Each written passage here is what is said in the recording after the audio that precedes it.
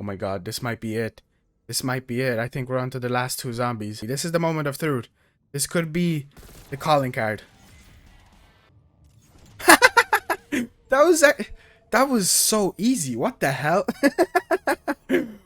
Oh, wow. So today we will be attempting to complete a challenge that I've been personally postponing ever since Cold War came out. I always had a plan to come back to it and complete it, and since Cold War is slowly nearing its end and we're going to be getting Vanguard, I decided to hop into a game today and try to complete this challenge. I'll record my reactions, I'll record my progress, and then at the very end of the video, hopefully I will have a strategy for you to complete it yourself. And obviously the challenge that I'm talking about, you already probably know by the title, thumbnail, and everything about this video, and that is the social distancing challenge. So as I mentioned, I'll hop into a game, I'll do my process of trying to complete it myself, and we'll see how that goes. This might even take me a few days. I've seen people trying to complete this a few times, and I know that it's not that difficult, you know, it's just like survive 20 rounds without getting hit.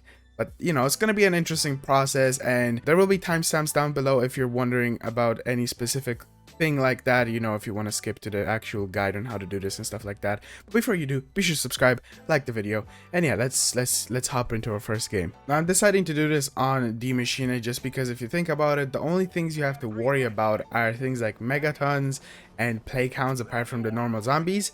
I am using an M16. I will throw up the build that I have. I don't know if it's insanely good. Honestly, I haven't looked at this build myself. So if this doesn't go well, I might back out of the game and try to build a better one. Look up maybe what's the best one. The reason I'm using an M16 is because this is actually probably like, you know, it's one of the best weapons to use in the game apart from obviously like shotguns and pistols. And it's pretty good to use. I've seen a lot of people using this for the specific calling card. So we'll just test it out our first game. I find it funny if I actually manage to complete this my first go. That would be very interesting. I don't know if I should go on top of Penthouse now that I think of it. Maybe I should. Okay, you know what? We're gonna go on top of Penthouse because not only will that make the rounds go faster, but also it's kind of safe. I want to say. I wonder what the limits of like getting hit are. Did I take fall damage? You know, I should have probably made research on this. Oh, and also I'm on the grind currently to unlock DM Ultra on multiplayer. So if you by any chance want to see my progress on it or anything like that, I actually post a good bit of things onto Twitter. That's where I'm trying to become more active. So if you're not following me on Twitter yet, link is down in the description. Bet you won't follow me. But yeah, I'm gonna try to be more active on Twitter. It's, you know, it's a way of kind of, I don't know, spreading yourself on social media. That sounded weird, but you know what I mean. Also, while we're still here and, you know, I'm talking to you about my Twitter and stuff, I'm gonna try to be more kind of different. Oh frick, I can't pick up the double points with the content that we do. I don't know, I kind of want to experiment now. We're gonna do a video. I definitely gonna do a video on DM Ultra unlocking. Currently we're doing this kind of a video. I might try to get a better face cam because like currently I have a pretty poo-poo one to include in videos, maybe like these kind of ones. I kind of want to slowly start straying away from Legion boss fight for a while because I have made a lot of Legion boss fight videos. Too many, to be honest, too many. I think I'm gonna stay up here till like round 10, I want to say, even though it does feel a bit risky. At least we won't get dog spawns. That's kind of all that matters to me. And I'm also using Ring of Fire. I don't know if that's something I should be using, but you know, it's our first attempt. How difficult could it be to get this challenge completed? A few moments later. No! Well, frick. Okay, we're back, and the Megaton has spawned in. So okay, Megaton's down. Place that on him. Come on. Oh, alright. Okay, Megaton has been dealt with. Okay, and now we just vibe and try to kill them all. Hopefully we don't die. Oh boy. Oh, and by the way, this is like my 4th attempt, but my first one was the best one. My second one, I ran out of ammo and ended up getting hit, so having a big magazine is very important.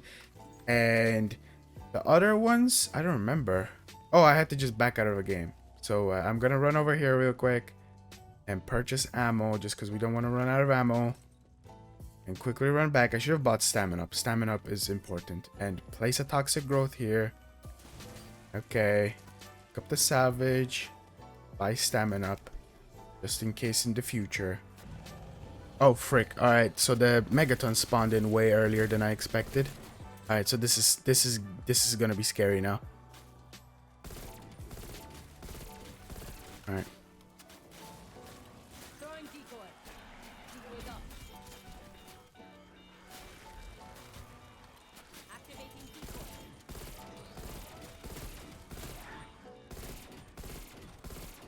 Alright, whew. Okay. Good thing is, we somehow managed to get the Megaton stuck in the toxic growth again. Okay, toxic growth is pretty OP on Megatons. Whew, that was that was so scary, but we did it. Decoys came to the rescue to distract the zombies, and toxic growth slowed down the Megaton at least for a few seconds, which allowed me to take it out. Okay, so toxic growth, big dub. I'll be honest, death perception makes this so much more safer. I know exactly where the zombies are coming from. I know where to look. I know where to be careful of. Toxic growth is really helping me out. Deadshot is really helping me out. And I feel like if I had the Gersh devices, that would be pretty good. But I'm not too crazy about the Gersh devices, honestly. I prefer having like decoys, which are way cheaper. But if you can find a Gersh device on the ground, I think that would be pretty good. Oh my god, this might be it. This might be it. I think we're on to the last two zombies. Is he glitched out? Do we have a... Okay, we have a bugged out zombie. This is the moment of truth. This could be the calling card.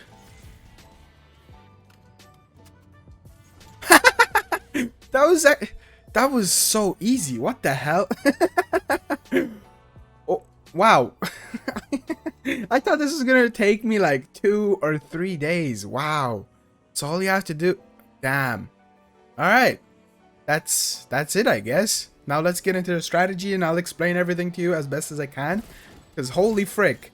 In Season 5 of Cold War, this challenge is absolutely just super easy. So the first thing is, here is the build of my weapon. I'm pretty sure I showed it already earlier in the video, but I think this is a different one because I do end up putting a blueprint on. But the one that you start off with, the main thing that I recommend for you to have is a really large magazine on the M16, and I do recommend using the M16. So the map you should do this on is Die Maschine. The first time you hop into it, just kill zombies up until like round 2, or anytime you have around 2,000 or 2,500 points, then make your way up to Penthouse. 100% make sure you do not purchase the door that either goes up the stairs to Stamina Up or to the Juggernaut room or like area from Stamina Up. Make all of those areas closed, so go the way I just went here and stay on top of the penthouse or knock there on Totem, as you can see on the roof, and try to stay as close to the back door as possible. Just make sure you don't purchase it. I recommend staying up here till round 10 and 100% also having the Toxic Growth field upgrade on instead of things like Ether Shroud or Ring of Fire, because we will be implementing using the Toxic Growth field upgrade a lot later in the game. And also, if you want to place it down, if you have to in this spot, then do either on one spawn, second spawn, or kind of in the middle, so you can kind of maintain the zombies on both sides. Once you do this, try to leave at least 1 or 2 or 3 zombies. Try to not have too many, and then make your way down to the quick revive area so you can purchase the M16 that is on the wall. My first ever game, I actually managed to get a blue M16, but then my second one, I was just stuck with a green one. If you don't know, in Cold War zombies now, every so often there's a small chance that the wall buys will be turning into higher rarity, and I did get lucky once with a blue rarity. There's a potential chance you might get purple, or you might just be as unlucky as me where it's stuck on green. But don't worry, you will probably have a large amount of salvage, which is something you should be also concentrating on to at least have 1,000, because then you will be able to buy the M16 off of the wall. And also make sure to create a custom mod, because then you will be basically putting that onto the M16. If you don't know, you can do this and create a class and then basically save it as one mod. Pause your game and then you can put it onto any weapon that you get. Then make your way down to Pack-a-Punch. Be careful from the zombies, turn on power, but as you do this, I recommend running up the way to spawn and then back onto the penthouse or knock down Totem and buying perks. The perks that you 100% need for this, and don't buy Jug because you're not supposed to get hit, so you don't need Jug, is Stamina Up, which will help you from taking fall damage or anything like that, but this isn't your main one. The main one should be Death Perception. This thing is actually game changing for this strategy, and it's one of the things that has been implemented with Season 5, and it does really make this calling card so much more easier, and you will see later why. Also, another one is going to be Deadshot Daiquiri, because this will be dealing more damage on the zombies, and the the last one is going to be Speed Cola because you will be able to reload faster. I don't really recommend buying Elemental Pop because if you didn't know, sometimes Shatter Blast can actually damage you, so no ammo mods just in case. You can actually do this without them. Then make your way to turn on Pack-a-Punch, pack a bunch of weapon, make sure you do have enough to pack a bunch of weapon at the same time, and then make your way to this location. Here you will be sitting and staying and killing zombies coming from this area that I'm looking at. That's why I told you not to open any door either from Juggernaut to Salmon Up or from Salmon Up to Juggernaut or any of the stairs down below because that'll just complicate this whole strategy. Now you can actually get here once you turn on power, so when you went upstairs to the penthouse strategy you can just go forward if you never knew about this. And what I recommend for you to do is, since you have toxic growth on, is place it on the windows that you can see on the left and right side. I definitely 100% recommend for you to take care of the right side most of the time. So let's say if toxic growth goes away, always put it on the right side first because you will be able to see the left side of this whole area way easier. And since the right window is kind of more hidden into the wall, you will never really see the zombies 100% of the time. But this is also where depth perception comes into work. You will basically have wall hacks. You'll be able to see exactly where the zombies are coming from, if there's any hidden behind the pillars or anything like that, and it makes this strategy so much easier. Now the first time you will get up here, then kill the zombie after turning on Pack-a-Punch, so you should go into round 11, and then you'll have a dog round. There's a very small chance that either the dogs or zombies, well, it's really higher chance of happening in the higher rounds, they will get stuck up on the penthouse around kind of the little hall that's there. So just walk up to them. They will sometimes, you know, at some point just run at you, just kill them and you will be able to take them out. Another tip I have for you to take care of the megatons when they will spawn in is also have a spare toxic growth. What I recommend for you to do is instantly as they walk through the doorway, there's a small chance they can also glitch out behind you. That happened in my first game, is instantly start shooting them as they walk through the doorway. As they split, try to be careful but run up to them and place a toxic growth right onto the megaton. And then if you have any decoys on you, which is something also you should have, throw them down around the megaton so the zombies can be distracted, and then start instantly going for the megaton's head, and this should be kind of easy and safe to take out. This is going to be one of the biggest disadvantages to this whole run, so definitely be sure to concentrate on the megaton as much as you can. And that's it. Just stay up here, keep repeating this process of taking care of the zombies, putting down your toxic growth, and you should get through it very fast. Remember, there will be 2 dog rounds and there will be 2 megatons from round 10 and to round 20, and you don't even have to complete round 20. You just have to reach just that 20 as you saw in the video. So thank you all so much for watching. Hopefully this strategy did help you out in some kind of way, and if you do have any other questions, be sure to put them down in the comments. I or other people will try to answer them to maybe help you out in some kind of way. Thank you all so much for watching. Be sure to subscribe. We're on the road to 30,000 subscribers. We're super close, and I'll see you on the next one. Peace out.